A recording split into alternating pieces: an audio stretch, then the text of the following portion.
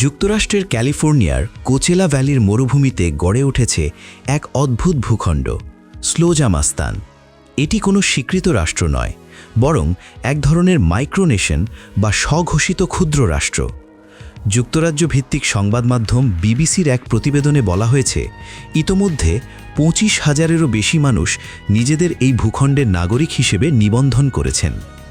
Mexico সীমান্তের কাছে বিস্তীর্ণ শুষ্ক মরুভূমির প্রায় 11 একর জায়গা জুড়ে এই ভূখণ্ড। বাইরে থেকে দেখলে এটি সাধারণ মরুভূমি মনে হলেও ভেতরে রয়েছে এক অভিনব শাসন ব্যবস্থা ও ব্যতিক্রমী নিয়মকানুন। যেমন এখানে ক্রক্স জুতা পরা নিষিদ্ধ, রিপ্লাই অল ইমেল পাঠানো বেআইনি, আর দ্রুত গতিতে গাড়ি চালানো বৈধ, তবে শর্ত একটাই, সেটা হতে হবে টাকো খেতে যাওয়ার পথে। এই মাইক্রোনেশনের প্রতিষ্ঠাতা র্যান্ডি উইলিয়ামস, যিনি নিজেকে সুলতান অফ স্লোজামাস্তান হিসেবে পরিচয় দেন। পেশায় তিনি স্যান ডিয়েগোর 2টি রেডিও স্টেশনের প্রোগ্রাম পরিচালক এবং আরডাব নামে পরিচিত। 1994 সাল থেকে তিনি জনপ্রিয় রেডিও অনুষ্ঠান সানডে নাইট স্লো জ্যামস উপস্থাপন করছেন, যা এখন বিশ্বের প্রায় 250টিরও বেশি স্টেশনে সম্প্রচারিত হয়। বিশ্বের সব স্বীকৃত দেশ ভ্রমণের লক্ষ্য ছিল উইলিয়ামসের। 2020 সালের শুরুতে মাত্র একটি দেশ বাকি ছিল, কিন্তু করোনা ভাইরাস মহামারীর কারণে বিশ্বজুড়ে লকডাউন শুরু হলে তিনি আটকে পড়েন। তখনই তার মাথায় আসে নতুন ধারণা, যদি অন্য দেশে যেতে না পারি তাহলে নিজের দেশই তৈরি করি। এরপর তিনি একটি উপযুক্ত জমি খুঁজে পান, যার মূল্য ছিল প্রায় $19,500। 2021 সালে সেই জমি কিনে সেখানে প্রতিষ্ঠা করেন স্লোজামাস্তান। শুরুতে রাস্তার পাশে সাইনবোর্ড বসানো নিয়ে স্থানীয় কর্তৃপক্ষের আপত্তি থাকলেও নিয়ম মেনে তা সরিয়ে আবার স্থাপন করা হয়।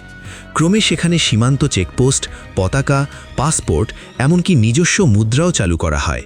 উইলিয়ামস নিজেকে সুলতান ঘোষণা করেন এবং সামরিক পোশাকের মতো সাজে হাজির হতে থাকেন। বিবিসি লিখেছে, বর্তমানে দেশটিতে বিভিন্ন রাজ্য রয়েছে এবং নিয়মিত পতাকা উত্তোলন অনুষ্ঠানও অনুষ্ঠিত হয়।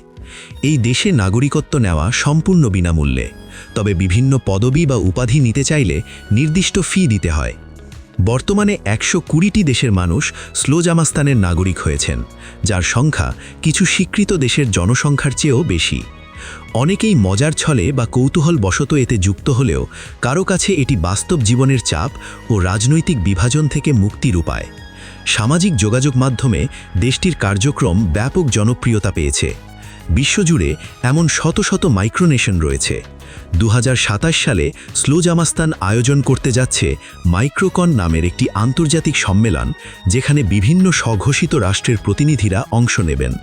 যদিও সেখানে রাতযাপনের সুযোগ এখনও নেই, ভবিষ্যতে র্যান্ডি উইলিয়ামস আন্তর্জাতিক বিমানবন্দর তৈরির পরিকল্পনাও রয়েছে। র্যান্ডি উইলিয়ামসের ভাষায়, স্লোজামাস্তান শুধু আমার নয়, এটি সবার। প্রত্যেকের কাছে এর অর্থ আলাদা।